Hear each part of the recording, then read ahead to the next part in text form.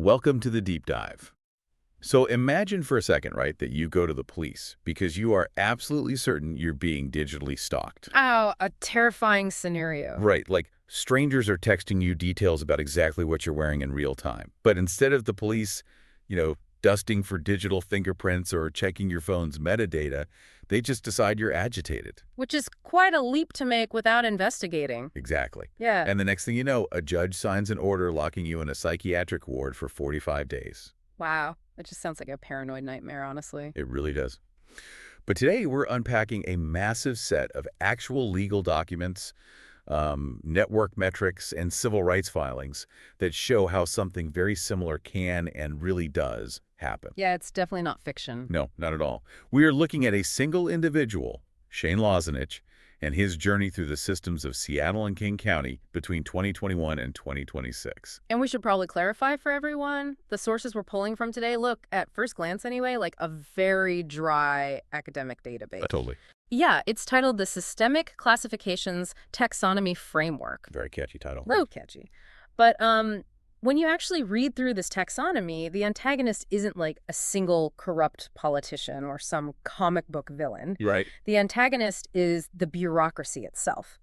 The core theory of these documents is that this taxonomy maps out the precise legal and procedural vectors, things like competency evaluations and involuntary medical holds that the state uses to quietly bypass a person's constitutional rights. That's wild. Yeah. So our mission today is to figure out the actual mechanics of that trap. Because when you hear about someone getting caught in a, quote, due process vacuum, it feels really abstract. It does, yeah. Okay, so let's unpack this. How does a normal person actually fall into this systemic trap? Like, where does the downward spiral even begin? Well, to understand the trap, you have to look at the bait. The sources show this almost never starts with a massive high-profile crime. Like a bank robbery or something. Right, exactly. You don't see a bank robbery triggering this specific bureaucratic loop. It starts with something incredibly mundane that just gets violently escalated. And that escalation is the key. Yes, that escalation is what violently pushes the target off the standard legal track where they have, actual rights and onto a medical track where they have very few. Okay, so let's trace a timeline back to early 2021. According to the case files, we see these low-level, almost absurd disputes. Very minor things. Yeah. In one instance, Lozenich is literally just trying to retrieve his mail from a former residence. A situation that, in a functioning system might warrant a conversation or at most, like, a polite police escort to go grab the envelope. Right. Instead, it results in a high-level tactical police response. Which is just so disproportionate. And the documents note this response was based on unverified 911 calls. So the police arrive with multiple vehicles and immediately handcuff him without a Miranda advisement. Yeah, that operational mismatch, sending a tactical squad for a mail dispute, is the first major red flag the taxonomy points out. But the real anomaly, like the mechanism that sets the whole trap in motion, happens after the arrest. Exactly. Because normally, the officer arrests you, puts you in the cruiser, and drives you straight to the precinct for formal booking. You're logged into the system, you get a phone call, the usual process. But the documents show a detour here. Lozenich is transported to an unlogged, fenced, off-site police holding lot before formal booking even happens. Why would they do that? Well, the taxonomy suggests this is really about breaking the administrative chain of custody. Oh, interesting. Yeah, by holding someone in an off-site, unlogged location, the system creates this buffer of time and isolation where the individual isn't officially in the system yet. And this is where the procedural bypass really kicks in. Because under normal circumstances, an arrest leads to an arraignment and eventually a trial, right? Right. A prosecutor has to actually prove, with evidence, that you committed a crime. Right. But the system here triggers something the taxonomy labels competency exploitation. Competency exploitation. Yes. Or they also call it restoration as a substitute for trial. Which we see perfectly illustrated in case 658959. Yeah. The criminal charges against Lozenich are just abruptly dismissed without prejudice. Just gone. Gone. And the stated reason on the paperwork is incompetency. Now, if I'm reading a legal thriller, getting your charges dismissed sounds like the hero won, Sure, it sounds like a good thing. But the framework argues this is actually a devastating legal maneuver. It is anything but a victory. Because if a judge declares you incompetent to stand trial, The burden of proof just evaporates. Wow. The state no longer has to prove you stole the mail or did anything illegal. That dismissal triggers an automatic, involuntary transfer to a medical facility. Which, in this specific case, was Harborview Hospital's 8th floor psychiatric unit for a 10-day hold. And I really want to focus on what happens during that hold. It's pretty intense. It is. The clinical records log the forced administration of heavy antipsychotic medication, specifically haloperidol, administered under public physical restraint. On top of that, they initiate an IV penicillin track because diagnostic testing returned positive indications for neurosyphilis. Yeah. So he goes from checking his mail to being forcibly pinned down and injected in the psychiatric ward. It's a staggering escalation. It's like playing a game where the referee cancels the match because of a technicality, but still throws you in the penalty box indefinitely. How is it legal to substitute a criminal trial with forced psychiatric confinement? Well, what's fascinating here is a mechanism the taxonomy calls the compassion mask. Wait, the compassion mask. Yeah, think about the language the system uses. The state strategically deploys therapeutic, benevolent rhetoric to justify stripping away a person's liberty. Oh, I see. Right, so by framing the detention not as a punishment, but as medical care or competency restoration, the system completely shields itself from scrutiny. Because they're just trying to help, quote Right. unquote. Exactly. They don't have to show evidence of a crime to a jury. They just have to find a clinician willing to declare the individual unfit. It completely bypasses the substantive protections of the Constitution, all under the guise of helping the patient. Okay, let me make sure I'm getting this. If they were bypassing the trial specifically to label him incompetent, there has to be a trigger, right? Right. What was he saying or doing that made the system react with such overwhelming medical force? That is the pivotal question. The sources reveal that these competency flags weren't just raised randomly. They were raised because of the highly specific, deeply technical nature of the crime the Lozanich was actively trying to report to the authorities. Okay, right. The taxonomy classifies his reports as biodigital vectors. Yes. He was going to the authorities claiming he was the victim of voice-to-skull transmission, or V2K. He was reporting acoustic tracking and real-time surveillance. The harassment communications he received literally referenced exactly what clothing he was wearing in real time. Now, stop there for a second. If you are a triage nurse or a beat cop and someone walks in making claims about acoustic tracking and voice-to-skull transmission, the immediate default clinical assumption is going to be paranoid delusion. I mean, honestly, that would be my first thought, too. Of course it would. But the taxonomy stresses a crucial, massive piece of context that the clinicians completely ignored. Which was? These reports were occurring in the direct aftermath of a verified state auditor's office data breach. Wait, a verified, official, on-the-record data breach? Yes. A massive administrative failure that compromised his personal identifiers, his logins, his entire digital footprint. Exactly. So you have a victim reporting digital stalking after a known state data breach. How did the justice and medical systems respond? With what the framework calls diagnostic substitution. Right. The clinical records, specifically the evaluations conducted by Dr. Claire Ashbaugh, just automatically labeled these claims as delusional themes. Oh, man. She assigned a diagnosis of schizophrenia and grandiosity. The taxonomy points out there was a complete and total lack of forensic inquiry. And this is the part that drives me crazy reading these sources. Incredibly frustrating. No one checked his phone metadata. No one measured the EMF readings in his apartment to see if there were unauthorized broadcasting devices. No one looked for network nodes. None of it. They just automatically medicalized the victim instead of investigating the digital footprint. So here's where it gets really interesting. Okay. If a massive state data breach actually happened, isn't it entirely plausible someone could be digitally tracked? It happens every day. Absolutely. Why would police and judges just assume it's a delusion without even checking the tech? I mean, isn't the justice system just exposing a massive blind spot to modern digital harassment? You're pointing out a profound blind spot. And it's rooted in a concept the taxonomy calls information asymmetry.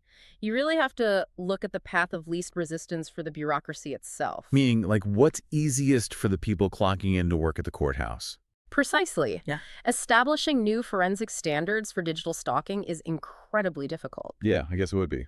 Analyzing acoustic distress signals, securing electronic evidence, bringing in cybersecurity experts to testify that is hard, expensive, time-consuming work. Right.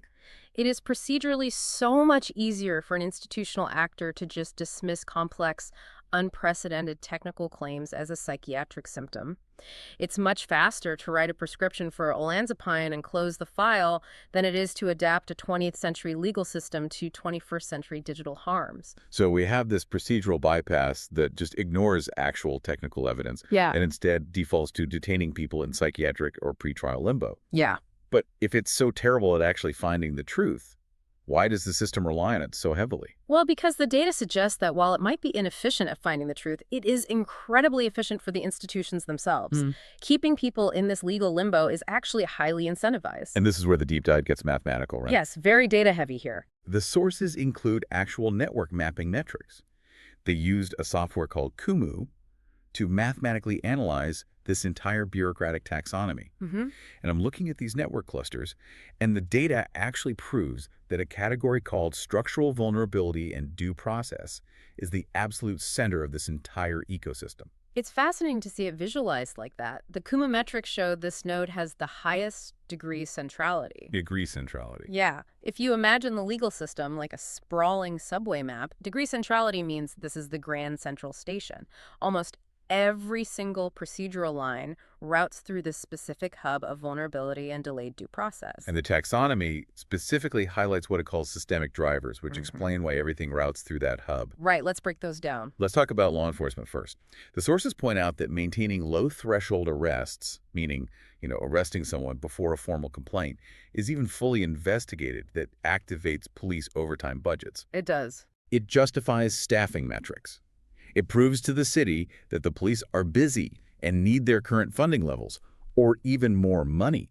And then look at the correction side. Extended pretrial detentions, meaning keeping someone in jail while endlessly delaying their competency hearings, that maintains what are called bed occupancy baselines for county jails. Wait, I want to make sure I understand this. Yeah. Bed occupancy baselines. Are you saying the jails have, like, a quota of human bodies they need to keep in cells to keep their funding? Well, it's not necessarily some malicious quota drawn up in a smoky back room. It's just a bureaucratic reality. Right. Municipal funding, state grants, and budgetary allocations are often tied directly to the perceived utilization of a facility. Wow. Yeah, so if a jail's population drops significantly, their budget for the next fiscal year might get slashed. The facility needs to demonstrate it's operating at a certain capacity to justify its staff and resources. So the delay isn't a glitch. The delay is the product. Ex- It's like an airline overbooking a flight. The airline doesn't actually care about your family vacation. The system is just mathematically designed to keep every single seat filled so the route stays profitable, even if it leaves you stranded at the terminal. That is a very apt way to look at it, actually. The system is economically rewarded for the deprivation of liberty. And the cascading effect of these delays on a human life is just devastating. The timeline outlines how this plays out in the real world. It's a domino effect. Yeah. A detention in 2021 caused Lozanich to miss critical housing appointments. Missing those appointments led to a loss of resources, which then led to back rent accrual while he was literally locked up in state custody. And that back rent directly triggered a retaliatory unlawful detainer, which is just legal jargon for an eviction action filed by a property group called SCID Tabush Residential in 2025. So just to recap that, the state physically detains you, which causes you to default on your civil obligations like paying rent, and then the civil courts penalize you for the default that the criminal courts caused in the first place. Every single agency gets a piece. The police union justifies staffing, the jail secures its budget baseline, the hospital bills, state funds for inpatient care. Yeah. They're all extracting value while the person is just trapped in transit. If we step back and look at the bigger picture, the sources explicitly label this the economic incentivization of detention. And the taxonomy notes that this all unfolded during pandemic-era institutional strains, which is important context. Oh, right. The taxonomy argues that public health crises and staffing shortages were actively utilized as leverage. The institutions used the environmental strain to shield themselves from public discovery. How so? Well, they could easily blame delayed hearings, missed due process steps, and extended detentions on, quote, unprecedented times, while quietly maintaining their funding metrics. Unbelievable. So you have a person trapped in this interlocking loop of police, courts, and hospitals. They absolutely refuse to look at your digital evidence. They use your endless detention to justify their municipal budgets. And on top of all that, they're actively evicting you because their detention made you miss your rent. Yep. How does a single person legally break out of a trap that is that perfectly hermetically sealed? Well, according to the documents, you don't fight the system using its own modern rules. You dig into an older, deeper jurisdictional system. Which brings us to the final act of the taxonomy, Hmm. the sovereign counterstrike. This is where it gets really interesting. This takes place between December 2025 and January 2026. Facing this civil eviction from Bush Residential, and with those lingering criminal tracks still hanging over him, Losnich shifts his entire defense strategy. He essentially stops playing defense in municipal housing court and goes on the jurisdictional offense. He files what is called a quiet title action case, 26-2-01443-4 SEA. And for those unfamiliar, a quiet title action is a massive lawsuit meant to establish a party's title to real property against anyone and everyone. He uses this to invoke something called the Seattle-Bremerton Majorat. Now, a majorat refers to an ancient hereditary land estate. He uses ancestral land covenants to claim a majorat jurisdictional conflict over the very real estate the state and the housing authorities are operating on. So he fundamentally challenges their legal right to even govern the space. He files a formal writ of mandamus, which is basically a court order compelling a government official to properly fulfill their official duties. Right. And he files official notices of non-consent. He essentially files paperwork to legally withdraw from the jurisdiction of these quasi-governmental entities. Wait, I have to stop you right here, Sure. because this is the part of the deep dive that completely broke my brain. We just spent 20 minutes establishing that when Losnich went to the authorities and talked about being digitally tracked by hackers, the system immediately slapped a schizophrenia label on him and locked him in a psych ward. Yes, that's exactly what happened. So now you're telling me that this same guy walks into a civil court, claims he is exempt from eviction because he is invoking an ancient, ancestral, hereditary land treaty, and the system didn't immediately throw him in a padded cell. I know it sounds counterintuitive. Why wouldn't a judge just see that as a massive delusion of grandeur? How is claiming a Bremerton Majorat treaty less crazy to a judge than claiming your phone was hacked? I love that you caught that because this raises the single most important question about how bureaucratic systems actually function. It is the crux of the whole taxonomy. Okay. You have to remember, bureaucracies do not care about crazy versus sane. They care about the path of least resistance. They run on systemic equilibrium. Systemic equilibrium. Okay, what does that mean in practice? For years, diagnosing him with a mental illness and running him through those competency loops was the easy path. It required a few signatures from a doctor, and they could just move on. But a quiet title action isn't a rant in a doctor's office. It is a massive, highly complex, formal civil procedure that legally puts a cloud on the title of the real estate itself. It creates a literal freeze on financial assets. Oh, because if the title is in dispute, the property developers can't sell it, transfer it, or properly manage it. Exactly. He introduced massive friction.